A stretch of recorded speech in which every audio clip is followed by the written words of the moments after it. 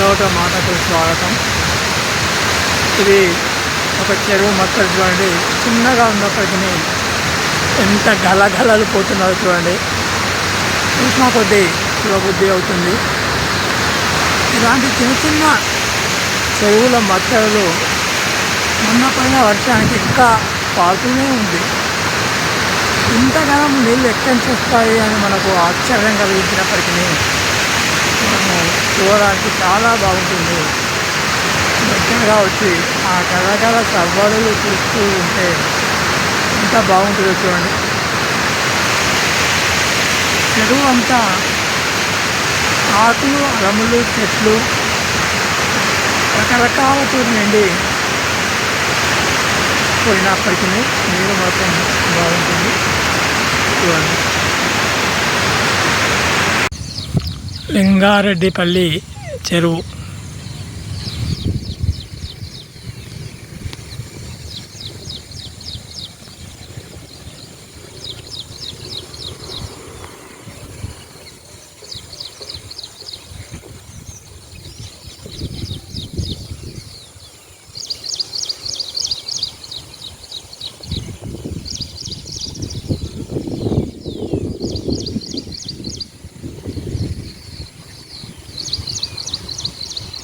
పైన ఆకాశం నీలము, చెరువు నీలము, మధ్యలో పచ్చగడి. రంగనాయక సాగర్ కట్ట, అది రంగనాయక సాగర్ కట్ట.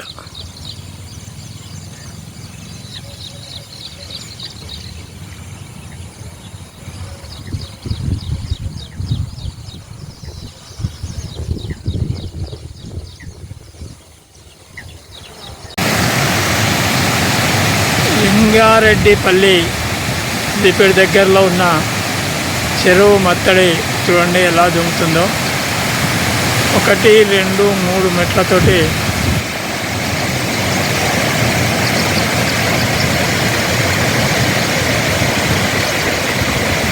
పాల నురుగలాంటి ఆ ఉధృతి లేకపోయినా ఆగకుండా సాగే ఆ జల ప్రవాహం ఎంత పెద్దగా ఉందో. ఇంత పెద్దగా నీళ్ళు మొన్న పడ్డ వర్షం, ఇది 2-3 రోజుల కింద పడ్డ వర్షానికి ఇంకా నీళ్ళు పారుతూనే ఉన్నాయి. అందులో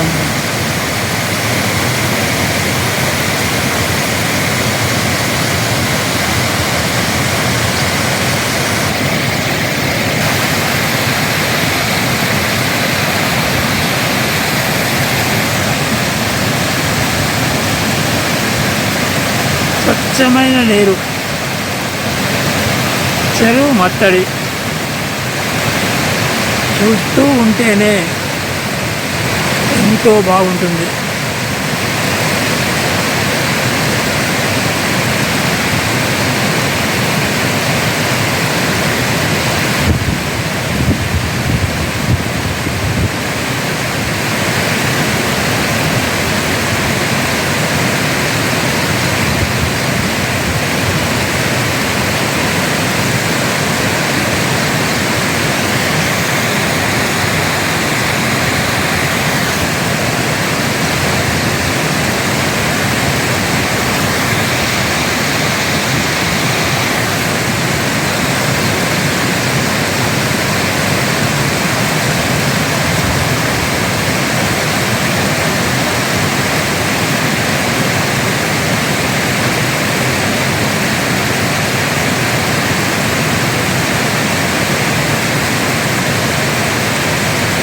నీటి ప్రవాహం చెరువు నుండి ఆగకుండా సాగే ఈ జలాన్ని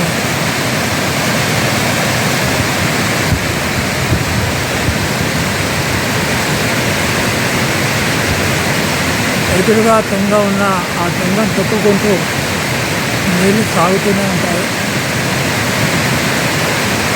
ఇంత పాలధారలాగా మీకు 3 దారాలు, 3 నామాలు, భూమికి నీటితో పెట్టిన నామాల్లాగా ఎంతో చక్కగా చూడముచ్చటగా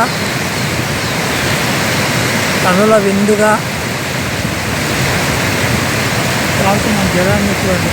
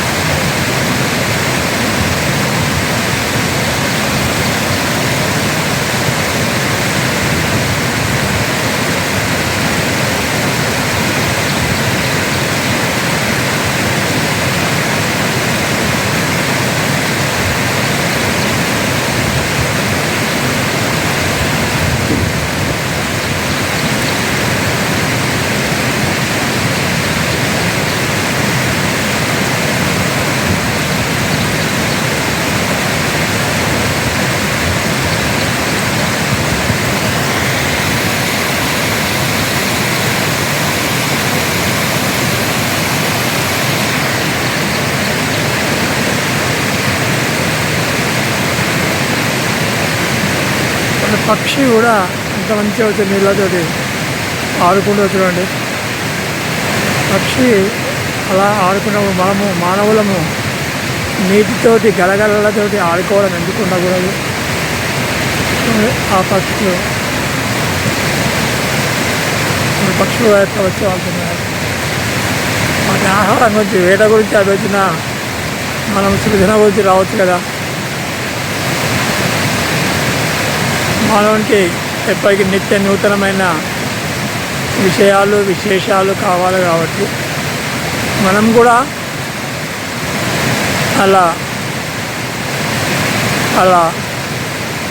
చూస్తూ విహరిస్తూ ఆనందిస్తూ అవలోకిస్తూ అందరము అందుబాటులో ఉండి ఇలా నీటి సవ్వడులు, నీటి ప్రవాహాలు, చెరువు మత్తడులు చూస్తూ ఉంటే ప్రకృతిలో లీనమైపోతే ఆరోగ్యం కూడా పెరుగుతుంది. అందరికీ తెలిసిన విషయమే. ఆరోగ్యానికి కావాల్సింది సహజమైన ప్రకృతి. ఆ ప్రకృతిలో మనం మమేకమైనట్టయితే మన ఆరోగ్యము 1000 ఇంతలు అవుతుందండి. ఎప్పటికీ మన యొక్క వ్యాపకాల్లో ఉండడం మంచిదే, కానీ అప్పుడప్పుడు సెలవు రోజుల్లోనైనా వర్షాకాలంలోనైనా ఇలా అంతా విహరిస్తుంటే జల విహారాలు కట్టి